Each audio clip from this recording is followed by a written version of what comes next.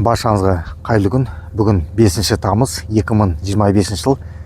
Біз бүгін Маражламбайға келіп тұрмыз. Степногорск қаласындағы номер 4 мекемеге. Біз кеше ғана келген болатымыз. Маражламбайдың қал жағдайын білуге. Оған дәл осы 4 мекемеде іс-шара жүріп жатыр деп, яғни обыск жүріп жатыр деп, өздерінің құйтырқы іс-әрекеттерімен Маратқа өзінің қорғаушысын кіргізбеген болатын. Соған қарамастан біз бүгін тағы да келіп тұрмыз. Маражламбайдың қал жағдайын білуге. Өйткені өздеріңіз білесіздер, осымен 9-шы рет аштық ұстап жатқан Маражламбайдың қал жағдайын қандай екенін өздеріңіз білесіздер. Әрине 200 күннен асып кетті. Мараттың жағдайы өте нашар деп айтсақ болады. Сол себептен дәл қазір уақытта қорғаушы Маратқа кірді. Қазір шыққан кезде нақты сіздерге айтып беретін болады. Маражламбайға бостандық талап етеміз. Алға Қазақстан.